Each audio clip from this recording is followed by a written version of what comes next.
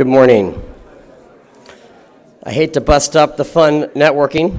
It's like old home week out there. But we have a great program for you today. And without further ado, we want to get going. My name is John Whitfield. I'm SVP of events for MediaPost.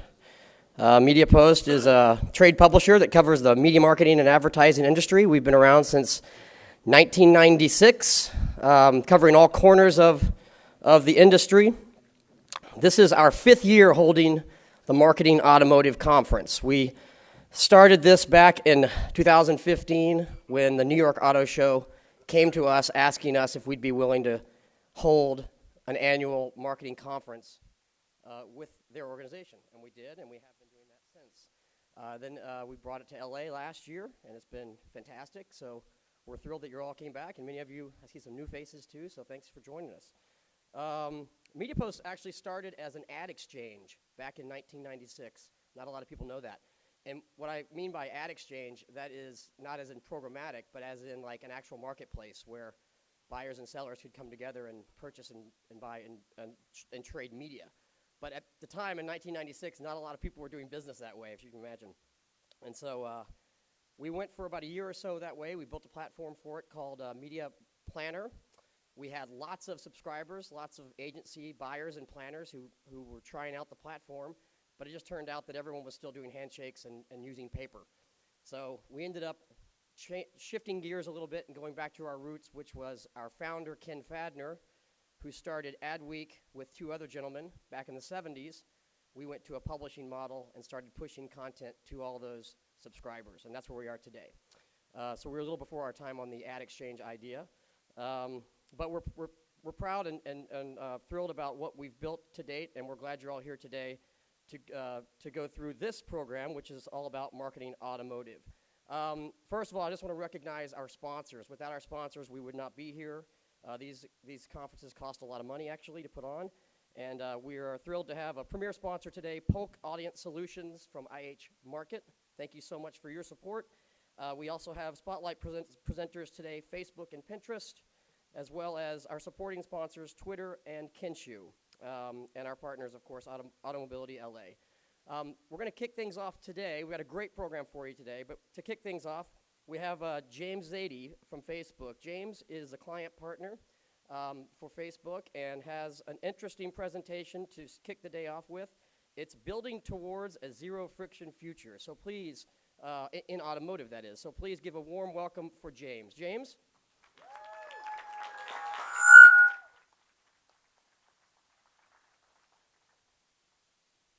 Good morning, everyone. I'm here to talk about a zero-friction future in automotive. And I know that may sound like a innovative form of fabric softener, but I'm talking about how we can remove friction from the auto consumer journey. So let's take a quick look.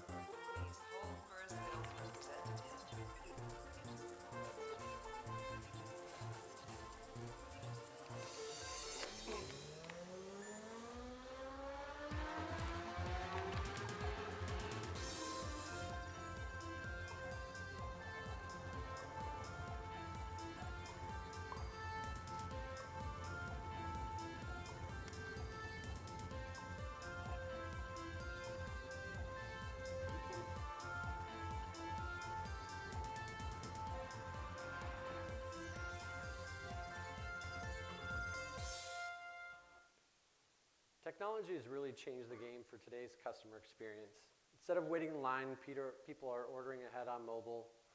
They're using augmented reality to shop furniture in their living room. And then with just a few simple taps, they're able to apply for a mortgage. But these are the same people that are spending 9 hours researching a vehicle.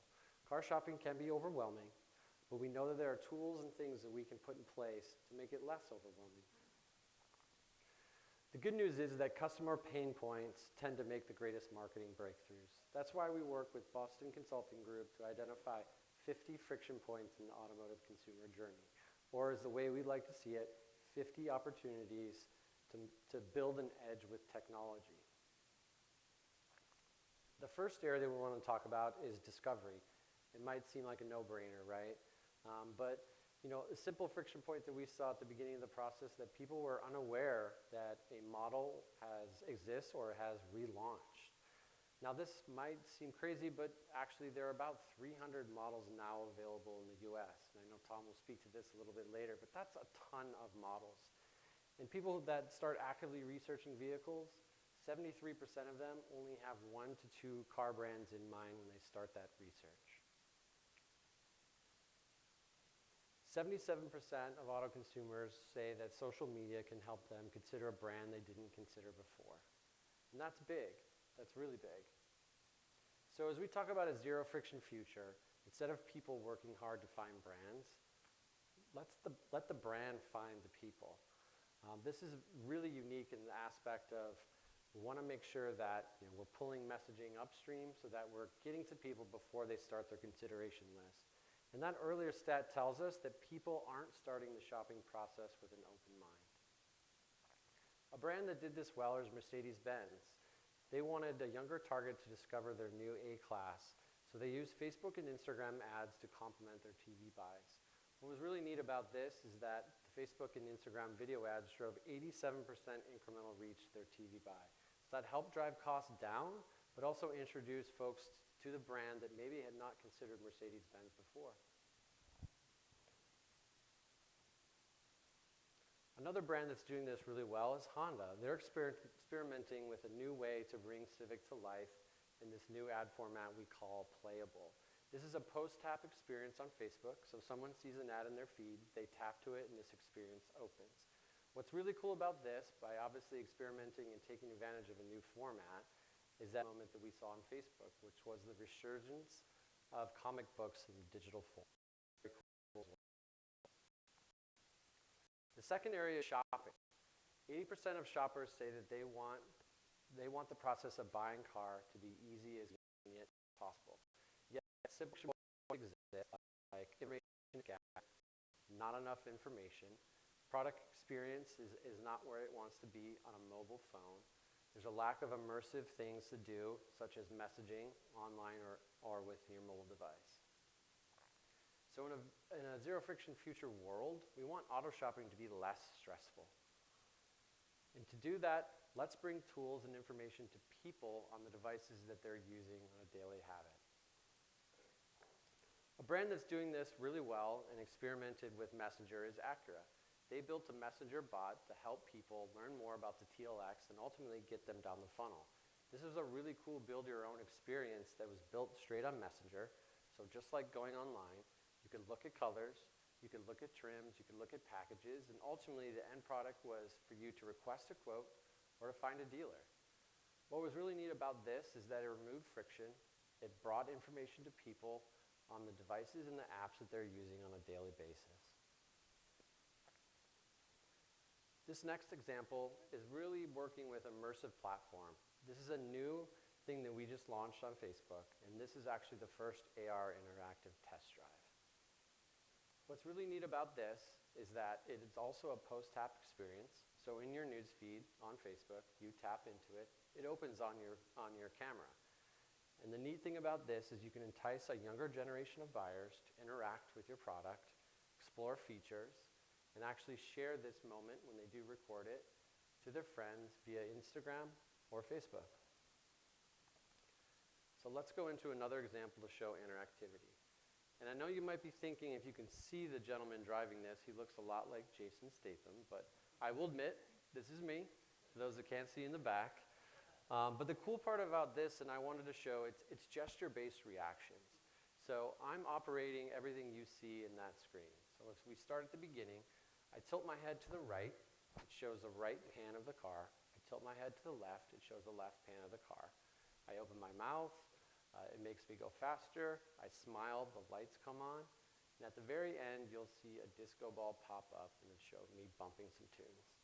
So you might think, yeah, James seems like a pretty hip dude. Like, I'm sure he's listening to something emerging and cutting edge. But the fact of the matter is, I have 2 small kids, and they totally rule the car space and the music that I play in my car. So For all intents and purposes, in this example, I'm truly listening to something cool and cutting edge. Another way to make this filter come to life is by adding campaign narrative to it.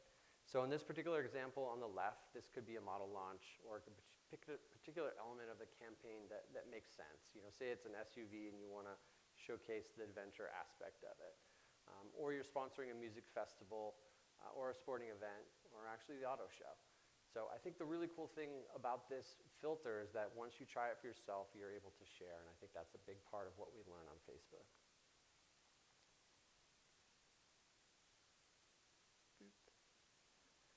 The third area is ownership, and how can we make ownership more personal? 86% of people say that they would like to have some engagement with their car brand after they purchase. But the friction points we see is that engagement is minimal and it's non-personalized. So in a zero-friction future, usually the purchase marks the end of the marketing process. But in our case, the purchase is just the beginning. To build loyalty, and we know right now it's at 50% for the industry, which is huge, and that's the third biggest purchase decision or reason to purchase right now. So adding a personalization post-ownership will provide more loyalty and ultimately fuel more long-term relationships with those owners. A really cool example of this is what Turnkey did with a select group of dealers. So what better way to offer personalized messages than to remind people about upcoming service milestones? They worked with a set of dealers and used their CRM list to target people on Facebook that were approaching that service milestone. What was neat about this is that Turnkey Marketing was able to help dealers close over 1,800 service repairs, and they had a 3x terms of return on ad spend. So very nice in terms of reminding folks and getting them in to experience the brand more. So in a zero-friction future, removing friction can help you get closer to your consumers as they shop, discover, and own your vehicles. If anybody has any questions about these immersive platforms that I talked about, such as the AR filter or the playable ads by Honda, I have a few product specialists here from Facebook in the front row, and we're open to answering any questions you may have. Thank you so much. Have a great auto show, and I appreciate the time.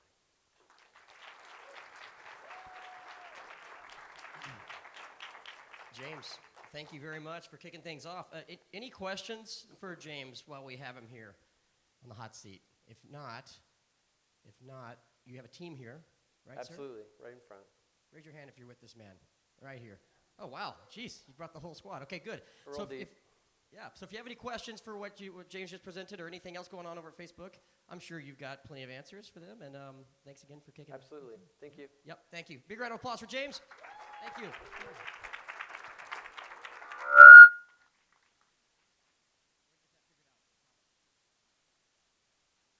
Keep me on here. Yeah, there we go. I noticed a new brand too, Facebook, a new logo. Interesting. Just picked up on that. Okay, so at this point of the day, I'd like to just welcome to the stage Julie Minster. Julie is the executive director of Polk Audience Solutions from IHS Markit. Julie, come on up. I just wanted to have you say hello to everyone real quick, and Julie just wanted to say hi to you and has a few words. Julie? Thanks so much. I just want to welcome everyone to the event today. As John said, I am the executive director in charge of the Polk Audience Solutions, which is a business line we have at IHS Markit, who owns Polk, as many may or may not know. We were acquired several years ago. But what's important about that is our data assets at Polk have over 30 years of household transaction tied to the automotive industry that enables us to bring forward audiences and measurement and analytics that you're going to get a preview of this afternoon when Tom Libby presents over the lunch break. And if anyone's seen Tom present before, he's one of our leading analysts at IHS. He's usually meeting with a lot of the leadership at the OEMs, providing them insights. So we're really happy he could join us here today to share with you some of the trends that are impacting marketing for 2020 and what you're going to see, the challenges and opportunities you're going to see next year. So thanks for having us, and enjoy the day. Thank you. Great job.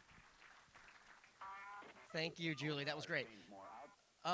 So at this point in time, I just want to introduce our MC and programmer of today's event, and also a longtime programmer of this program over the last couple of years. Tanya Gazdick has been working with MediaPost for 15 years as our senior editor of automotive. She's a lifelong Detroiter and been covering automotive industry for most of her journalism career. Before coming to MediaPost, she was senior editor, Detroit bureau chief at Adweek magazine, and the associate editor at Ward's Auto World, and also a reporter at the Associated Press. She's a proud graduate of the Bob Bondurant School of Driving. Did I say that name right, Bob Bondurant? School of Driving. And yes, she claims she knows how to drive a car with a manual transmission. So with that, we have our fearless leader, Tanya. She's going to be your MC for the day. She's also the person that programmed the entire event for you. So big round of applause for our friend, Tanya Gazdick. Tanya?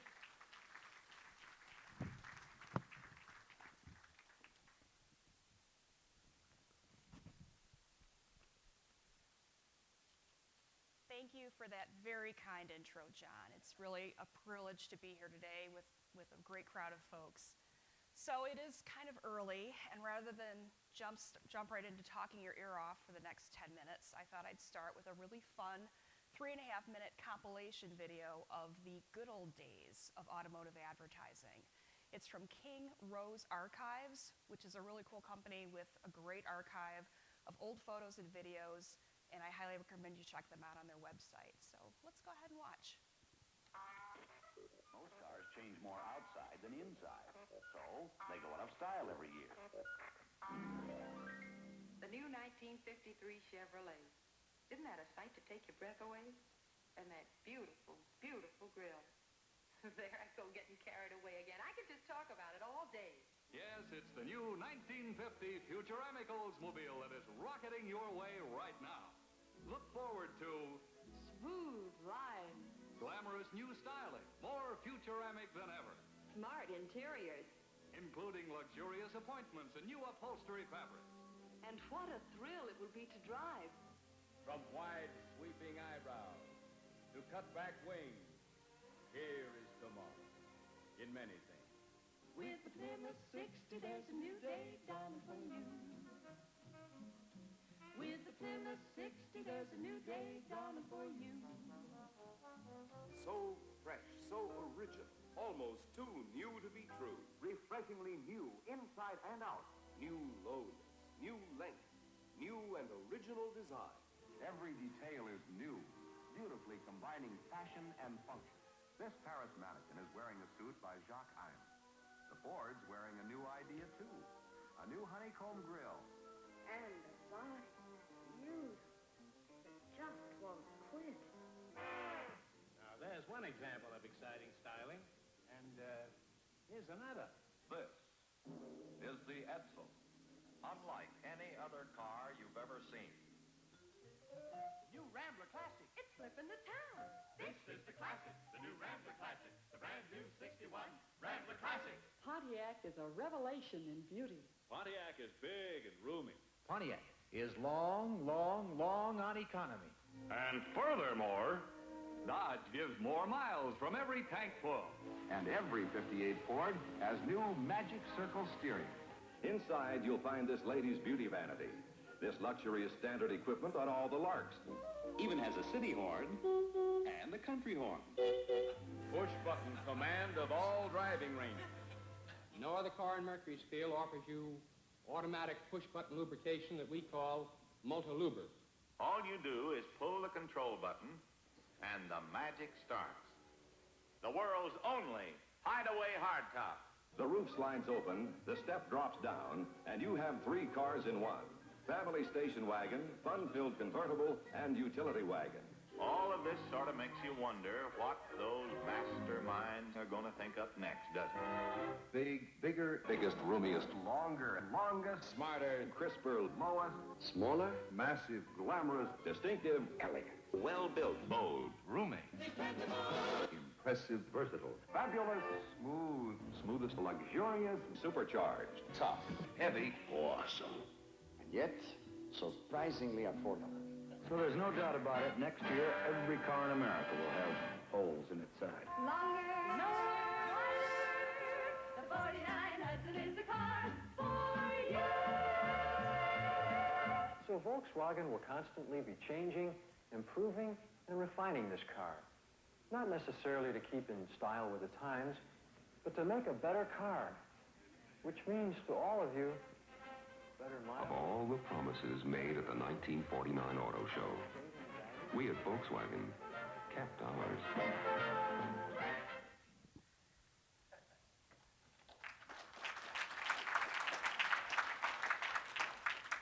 Wasn't that fun? It really was a kinder, gentler, and simpler time in advertising. And now here we are today. And it's true what John said. I really am a car woman. I did actually attend the Bob Bondurant School of High Performance Driving when Ford hosted a group of auto journalists on the test track in Dearborn, Michigan many years ago. After seeing Ford versus Ferrari last weekend, I kind of want to repeat that class, and maybe being a race car driver could be my next career move. Who knows? If I keep getting tickets, then I should probably just go and do it for real. So during that one-day intensive, I learned many skills that I continue to use to this day in all sorts of driving situations. Back in Detroit, we recently got our first snowfall this winter, about 6 inches, and the roads have been really icy and miserable ever since. Performance driving is more than going fast. It's knowing how to respond coolly and quickly when your vehicle is doing something you don't want it to do. And really, isn't automotive marketing similar in a lot of ways? Sales have slowed this year, but it's your job to find ways to keep getting consumers excited and ready to make what is usually their second largest single purchase after housing. We're not going to count sending your kids to college. That's more of a slow drain rather than a single-day purchase. As any of you who have kids know that. And right now, it's an interesting time in the industry. The automotive sector is facing its share of challenges between sales, which are unpredictable at best, and tariffs that threaten both the automakers and its suppliers. It's a somewhat sobering time. But what remains certain is that cars are still coming off of the assembly line, and dealers still need help from the factory in moving them off of their lots, and that's where you come in.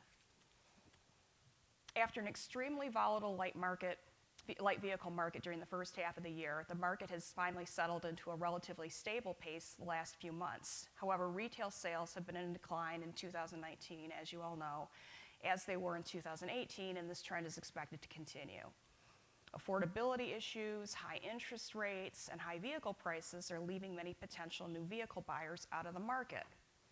At our conference today, we will talk a lot about how the pre-sale process has changed, including some big changes in the way automakers reach consumers. From influencers to auto shows, everything is in flux. It's not as simple as it once was. Just showing off the latest styling and design cues like they did in those videos isn't enough to grab consumers and motivate consideration. So beyond those sales numbers, how do you as marketers prove what you're doing is working?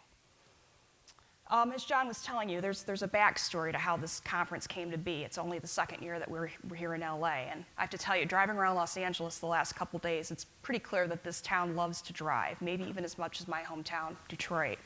So it's really fitting when we decided to expand that we chose LA as our next market. And last year's inaugural event was successful, and I'm really pleased to present you with the lineup of speakers and panelists we have in store for you today. I'm looking forward to hearing the many different ideas and points of view. And up first is Michael Sprague from Ford, Lincoln, Ford's Lincoln division, and we will be back up on stage with Michael shortly. So thank you for attending the conference today. I promise it will be entertaining, educational, inspirational, and worth your while.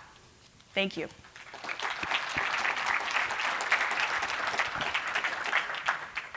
So